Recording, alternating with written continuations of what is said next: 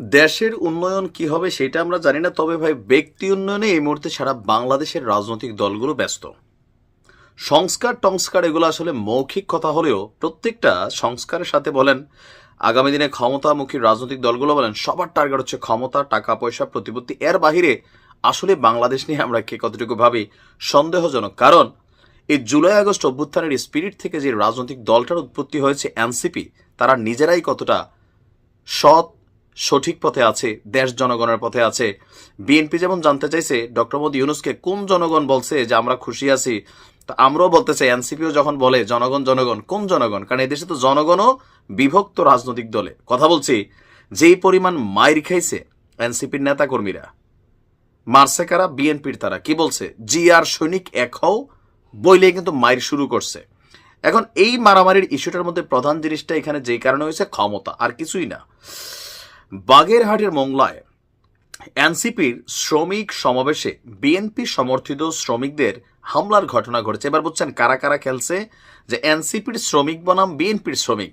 এরা এই যে শ্রমিক লেভেলের রাজনীতি, এরা ভাই ফেডে আনে ফেডে খায়, কিন্তু তারপরে এরা যার যার দল তৈরি করতেছে। কেন? যেই দলে থাকলে সুযোগ সুবিধা বেশি আসবে, বন্দর কন্ট্রোলিং হবে, ধান্দা রান্দা ভালো আসবে, শ্রমিক ঘাট সর্দার অনেক কিছু, এভরিথিং অ্যাবাউট টাকা। ঘটনার প্রেক্ষাপট হচ্ছে শ্রমিকদের নিয়ে এনসিপির নেতারা সমাবেশ স্থলে পৌঁছানোর আগেই তাদের উপর হামলা হয়েছে। এতে সমাবেশ পণ্ড হয়ে যায়, নারী নেত্রী সহ 10 জন আহত হয়েছে এনসিপির। আর এই ঘটনা ঘটেছে বিকেল 5:45 পৌর শহরের শাহাদাত মোড় চত্বরে। আপনার এই ঘটনাটা জানা যায় এনসিপির শ্রমিক সংগঠনের কেন্দ্রীয় নেতারা, তাদের সমর্থিত স্থানীয় শ্রমিকদের সঙ্গে নিয়ে এই সমাবেশে যোগ দিতে যাচ্ছিলেন। এই সময় তাদের উপর হামলা হলে শেষ পর্যন্ত সমাবেশ স্থলে না গিয়ে আত্মরক্ষা করেন। হামলায় এনসিপির শ্রমিক উইংয়ের এক নারী নেত্রী সহ 10 জন আহত। হামলা ও লাঞ্ছনার শিকার হয়ে সংগঠনটির কেন্দ্রীয় নেতারা রাত 8:30টায় সমাবেশ ছাড়াই মোংলা ত্যাগ করেন। এটার নাম হচ্ছে লোকাল পলিটিক্স, মাঠের শক্তি। আমরা এটা বরাবরই এনসিপির বোঝানোর চেষ্টা করি যে বিএনপির নিয়ে আপনার সবসময় অতিরিক্ত কথা বলা উচিত না, কারণ লোকাল পর্যায়ে শ্রমিক টু শ্রমিক তারা কিন্তু ওই কূটনীতিক বক্তব্য, কৌশলী বক্তব্য দিবে না, সুযোগ পেলে মারবে, যেটা আমরা দেখলাম। তবে এই ঘটনা কোনোভাবেই কাম্য না।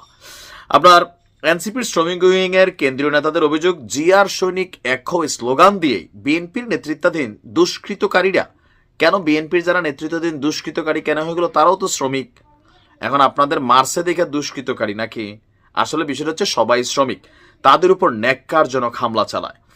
বিকেল 5টায় এনসিপির শ্রমিক উইং মোংলা বন্দর জাহাজে কর্মরত মজুর ভিত্তিক শ্রমিকদের নিয়ে পূর্ব ঘোষিত শ্রমিক সংঘ চত্বরে আপনার একটা জরুরি সভা তলব করে, কিন্তু এনসিপির নেতারা বিলম্বে এলে 5:45টার সমাবেশে স্থলের দিকে যান। শ্রমিক সংঘ সংলগ্ন শাহাদাত মোড়ে পৌঁছালে তাদের যাত্রা রোধ করে আগে থেকে বিএনপির, এরপরে তারা মাইটার দিছে।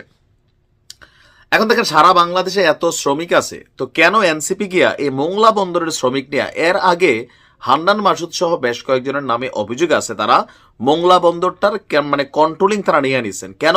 ওইখানে শ্রমিকদের সাথে মিটিং করলে বন্দর থেকে পয়সা আসে নাকি? যদি তাই না হয়, শ্রমিকদের নিয়ে একটা সমাবেশ করতে গেলে এখন মোংলা বন্দরের শ্রমিক নিয়ে করতে হবে। ভাই, ঢাকা শহর কি শ্রমিকের অভাব আছে? সারা বাংলাদেশে অভাব আছে। এখন মোংলা বন্দরের শ্রমিকদের কাছে বিএনপির শ্রমিক বন্দর মানে যারা আছে তারা একটা পার্টি। কেন?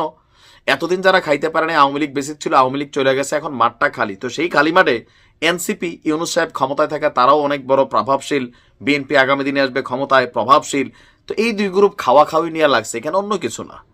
এনসিপির বোঝা উচিত মাঠের রাজনীতিতে ক্ষমতা আরেক জিনিস, মানে মানে মাঠের শক্তিটা আরেক জিনিস। তবে বিষয়গুলো